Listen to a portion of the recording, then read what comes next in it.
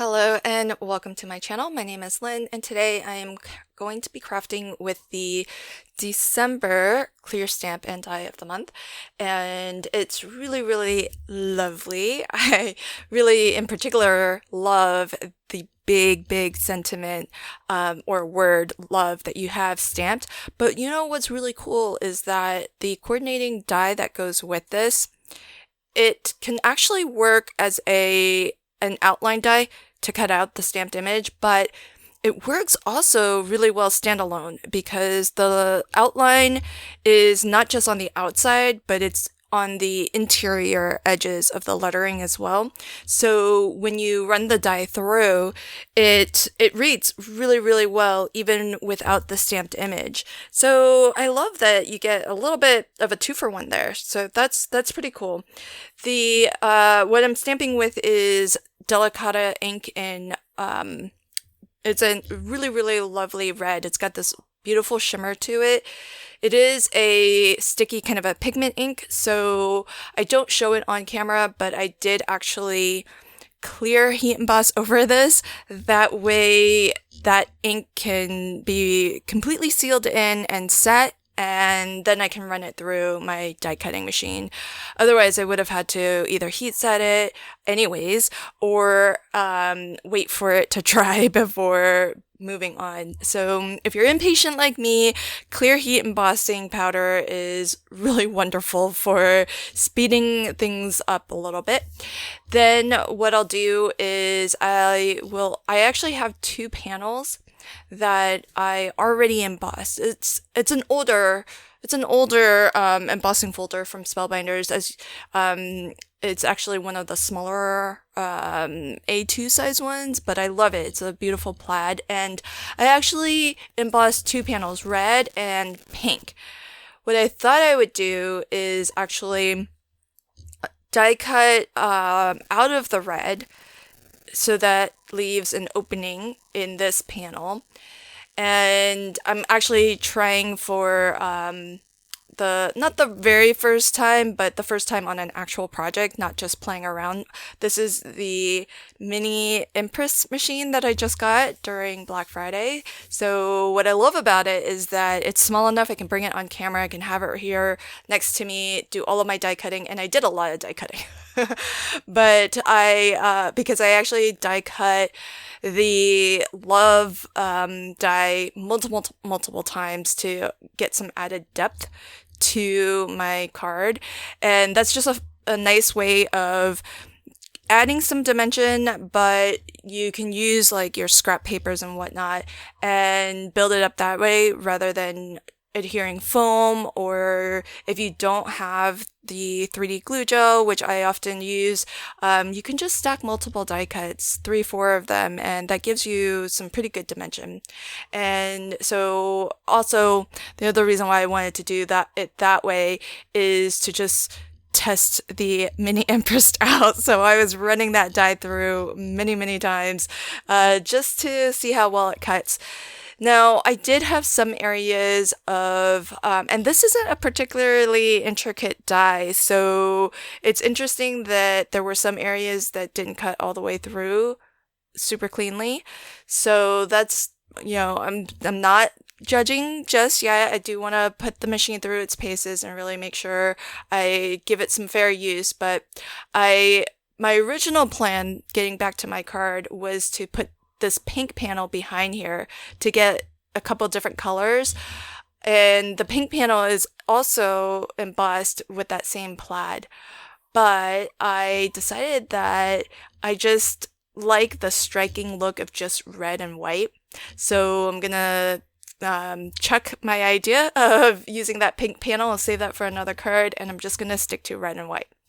I should mention that my video today is part of a collaboration hop with myself and some of my crafty friends who are also Spellbinders influencers, we like to get together a couple times a month just to share some project inspiration featuring the latest releases by Spellbinders. And that way you can easily find inspiration all in one hop if you just go from one video to the next by clicking on that hashtag Spellbinders DEC23 clubs.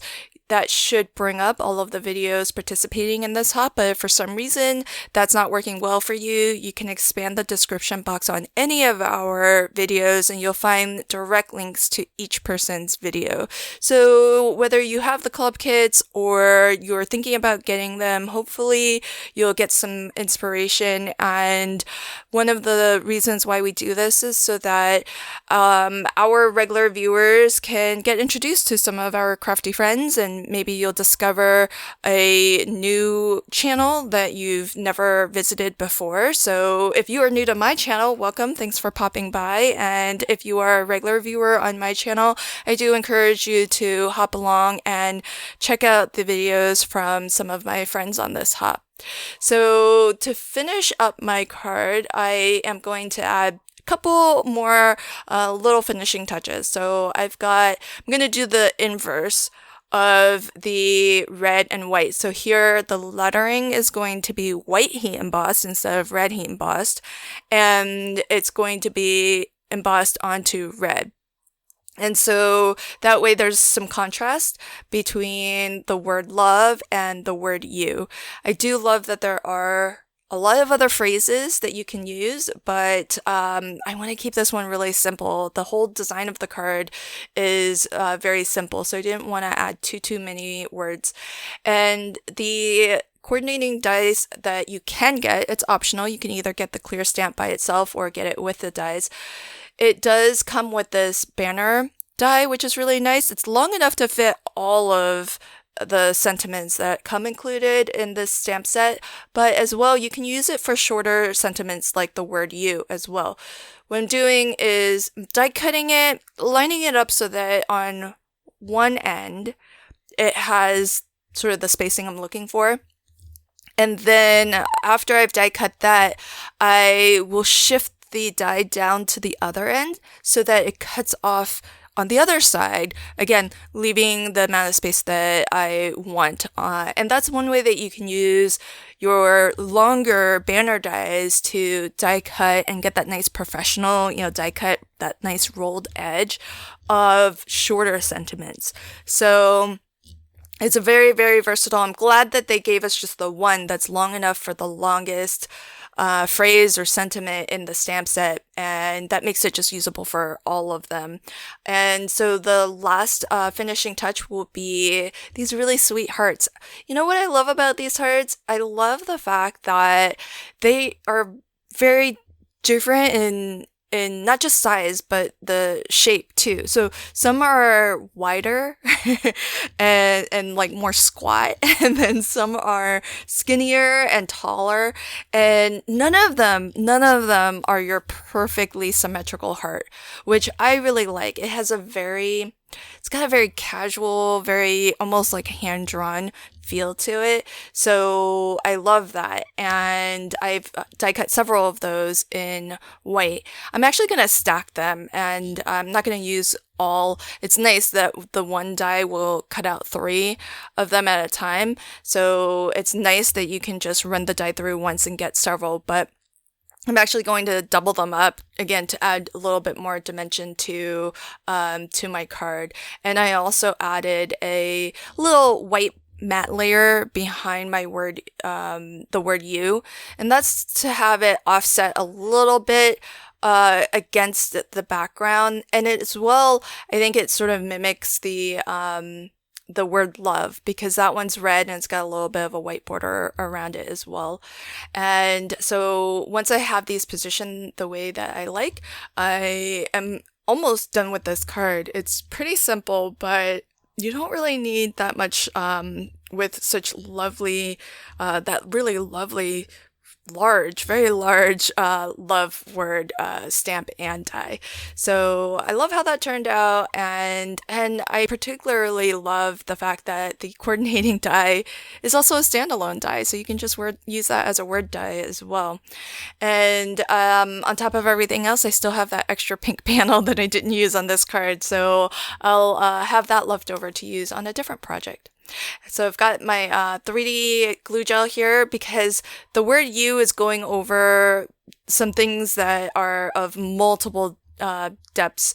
You've got the love word, and parts of it also are covering or over the card base because there's the white of the card base still showing through on the inside of those letters, which I love having a little bit of that contrast, and it just makes everything kind of feel a little bit more striking than putting the love die cut just straight onto the emboss folder.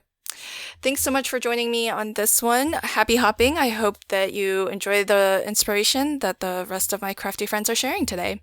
Until next time, happy crafting and have a fabulous day. Bye.